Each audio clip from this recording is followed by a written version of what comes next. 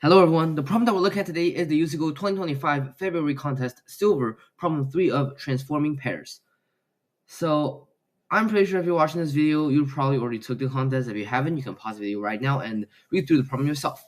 The problem statement this time is actually really straightforward. I mean, other than all the stories that's been added on it, it's actually really a mathematical problem where you basically have two numbers and then you try to increment them using this rule, and then you try to get the first number from A to C and the second number from B to D by every time increasing the first number by the second or increasing the second number by the first.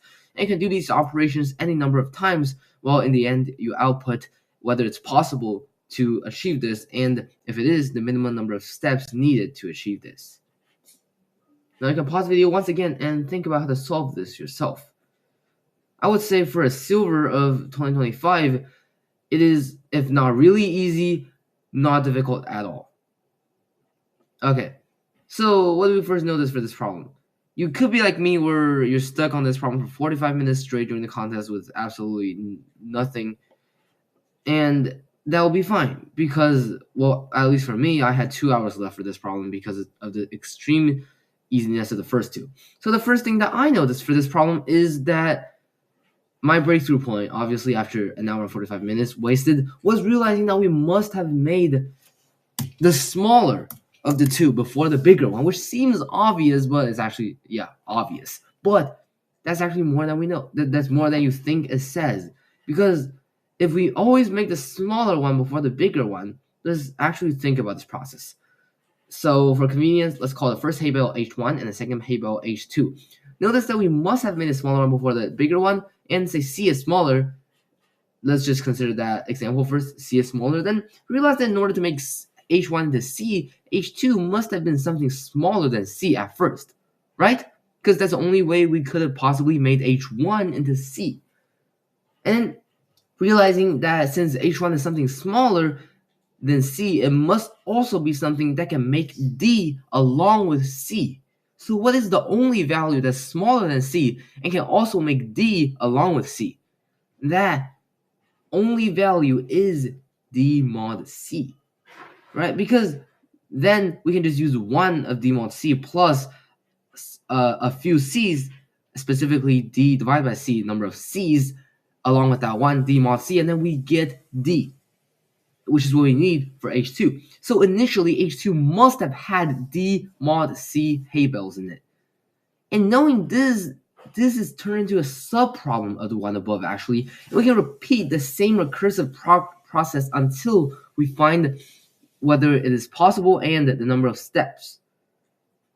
And if you're smart enough, you might have actually noticed that this is the exact process of finding a GCD, or the Euclid algorithm. But, I was not that smart during the contest. Even, after I wrote the entire program and submitted it, I could not realize that it was the Euclid algorithm. So let's take a look at my code. Do not just ignore all the comments right here. I was very frustrated of myself after I found the true solution because I could not solve it in contest. I only got partial credits. So first of all, obviously, if we've already achieved the goal, then we return 0. And by the way, x and y is the new C and D that we're trying to make. Because obviously, after we turn into a subproblem, we're not trying to make C and D anymore. Even though we're still using A and B, we're trying to make x and y now. So obviously, if it's smaller, we return -1, and if it's equal, we already got the answer. And if one of them is already equal and the other one, when modding is not 0, then obviously no solution. Otherwise, the solution is just the cost of making the second one equal as well, if it's divisible, obviously. And it's the same thing if it's the other way around.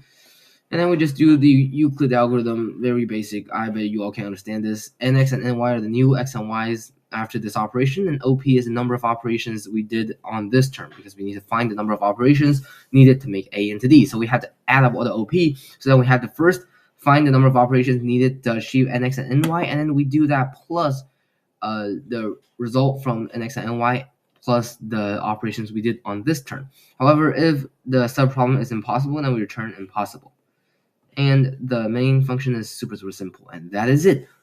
Literally, the code is 80 lines long, and without the comments, it's probably 50 or even less. And this is the second shortest silver problem code I've ever written, and the first shortest being the second problem of this contest. Which is why I'm saying this is probably the easiest silver, not probably, definitely the easiest silver contest I've ever seen since 2020. Because 2019 January was kind of yeah. But after 2020, this has got to be the easiest one by far.